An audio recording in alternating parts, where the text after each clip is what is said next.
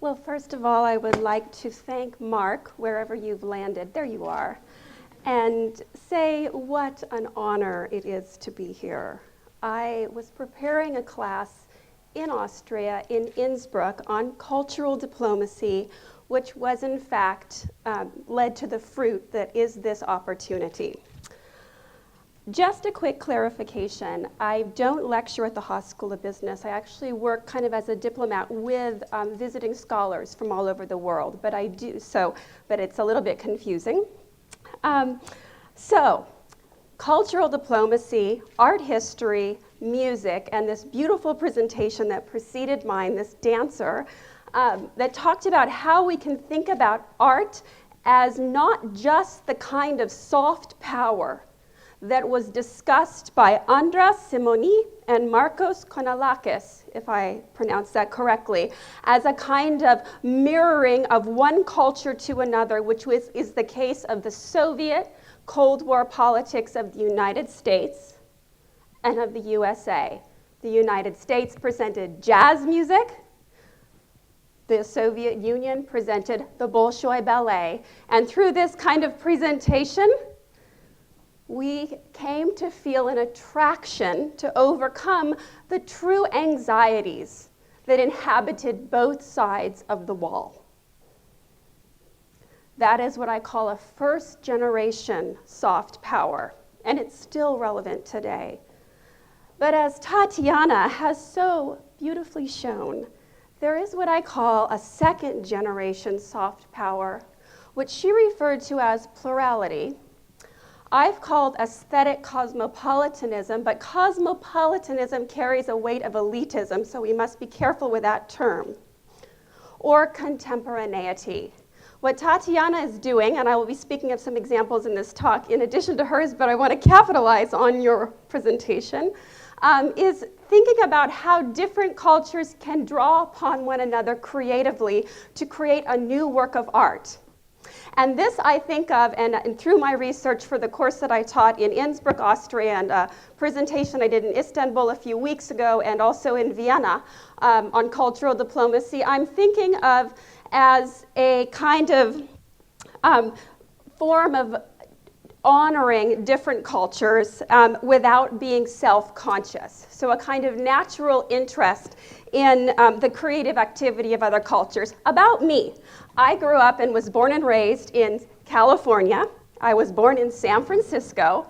A culture where in the 70s and early 80s was one that was embracing everything that was outside of San Francisco as a point of creativity. So I have a lens, and I'm part of a community of artists and musicians in the San Francisco Bay Area that are very unself-conscious about drawing on Islamic, Christian, Jewish, Asian, South Asian to create works of art and music that we perceive as beautiful. Now, I think this is not a unique part of the world, but it is distinct, and I think we can learn from it. This kind of soft power where an artist doesn't think they're making a gesture to another culture to honor their culture, but truly drawing on it as a palette, a color on a palette, to create a new work of art is an exciting new direction in cultural diplomacy. It is something that is occurring because of YouTube. It's occurring because of Facebook. It's occurring because of the swiftness in which a whole array of aromas, scents, sounds, and colors of other parts of the world are entering into the psyche of an artist and creating new works of art. As diplomats and politic makers, I think this kind of creative activity is worthy of attention, worthy of focusing on, worthy of projecting outwards as a form of soft diplomacy, so that when in Islamic culture, though, as our speakers said, Andres and Markos, we are very much pursuing diplomacy as opposed to dictatorship, the people within that civic society can see that this country is also honoring their Sufi dance or their Farsi singing, so that in that slow, gradual process that you spoke about, this slow process of soft diplomacy can work in conjunction, of course, with hard power, because we don't want to be naive. Okay, so I'm an art historian by training. I'm finishing my doctorate as soon as possible. Hopefully I file this spring. And what occurred to me as I was preparing this talk as I was preparing this course and now this talk on cultural diplomacy, that a whole neglected field of cultural diplomacy is the field of art history itself. The field of arts history is undergoing a dramatic transformation. It really began when I was an undergraduate. There was a sense that when we present the history of art, or if we're being more careful, the history of Western or non-Western art, to a student body in California or anywhere in the United States or Europe or elsewhere, it's problematic that we emphasize a history of art that was written in the late 19th and early 20th century on the wings of highly nationalist discourses. So the history of art has formed itself as a history of nations. You're probably not art historians, so to make it very simple, the significant events in the 14th century are related to Italy. In the 19th century, France. In the 20th century, we move into the United States. So it reads like a history of different nations. And the connectivity, not only between European and the United States, are overlooked in this nationalist art history, but also many, many threads that are connected to other parts of the world. So, here I have a quotation. Globalizing art history is the most urgent task now facing art historians. Far and away, the most pressing problem facing the discipline is the prospect of world art history. Disciplinary narratives that have been aligned to a Eurocentric, I apologize for using Eurocentric, I adore Europe, but Eurocentric in that we tend to think of it as having developed a culture in isolation from other parts of the world. Art history is seeking to move beyond its Eurocentric colonialist origins, leads to new opportunities for optimizing cultural diplomacy as a tool for peace building and intercultural understanding. Here is a graph. It's not mine. It comes from a professor named James Elkin, who is a very dynamic and active proponent of global art history at the University of Chicago. You can see that the United States and Europe have the most art history departments. So in the defense of the US and Europe, one tends to want to write one's quote-unquote own history in relation to geography. But as the United States and Europe become more multicultural, geography needs to be rethought, and we need to attend to interconnections, not only because it's a more authentic, correct, accurate scholarship, but because it can serve certainly as a tool for cultural diplomacy. Though I'm not advocating at all that we compromise scholarship and art history to channel it into diplomacy, I think it's just a fertile ground waiting to be taken advantage of. All right, so what's a Eurocentric tradition? So in a nutshell, notice this figure. It's a Greek chorus, stands like this. Classic history of art, we talk about what's called mimesis. We see, art historians would teach, well, artists didn't understand that when someone stands, they normally stand like this, which is called contrapposto, which means a movement towards a recognition that the human body doesn't normally stand in a hieratic way like a chess player on a chessboard, but instead stands like this. This is a trajectory towards mimesis, and it moves very swiftly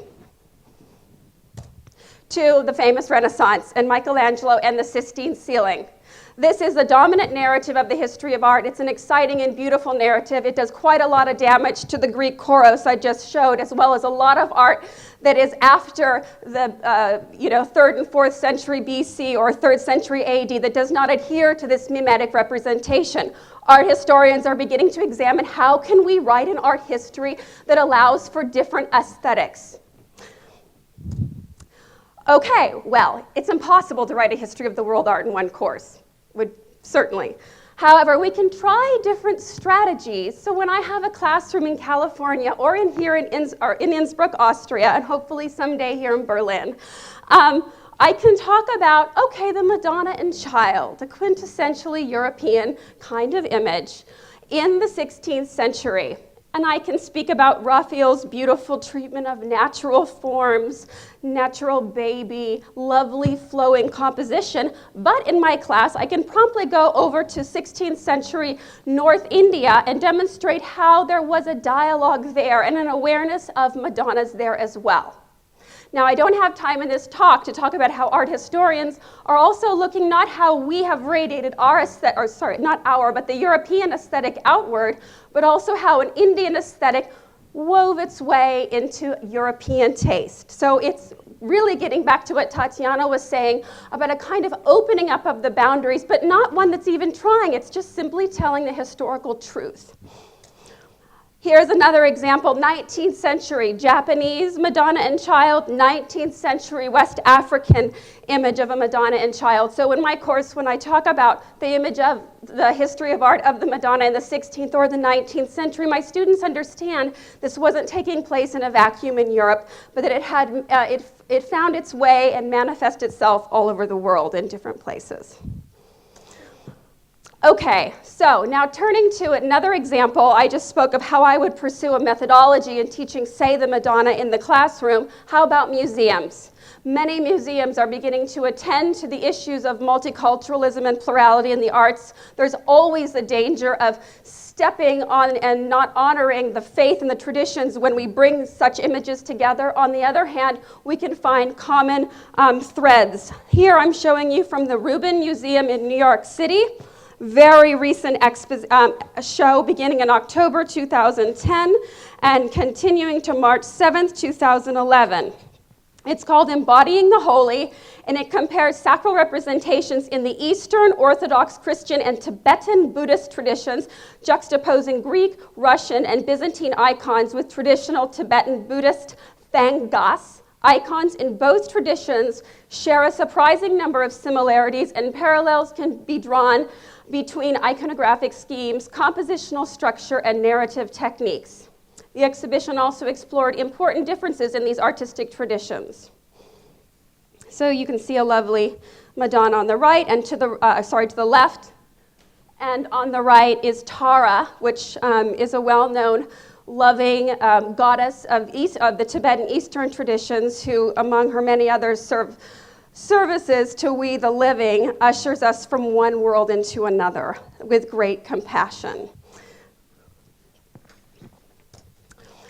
St. George and the Dragon is a very well-known image here. It's known in the Eastern European Christianity. Raphael did a beautiful image of St. George and the Dragon, which I, in the interest of time, did not bring in. He's the patron saint of England for his bravery. It's a familiar image to almost every British school child, slaying a dragon, a symbol of pagan Rome. The Buddhist protector also slays demons, but inner psychological ones. He's depicted here as a six-armed Mahakala. In the Tibetan tradition, his image is an object of meditation. As a wrathful deity, his job is to quiet the mind and destroy the mind's chatter and help the person meditating reach a new level of awareness. All right, so that's quickly just the Rubin Museum to show you an example of how museums are reaching out and diving into this new sensibility in the field of art of how do we attend to a global world when we are dealing with museum exhibitions. Now, a truly lovely project was spearheaded by a collaboration between the Kunsthistorische Institut, German, in Florence, where I had the pleasure of being a researcher for 2 delightful years. This particular project, El Vuelo de las Imágenes, Art Plumario in Mexico and Europe, Images Take Flight, Feather Art in Mexico and Europe. So this is the web page, really, of Embajada Alemana. It means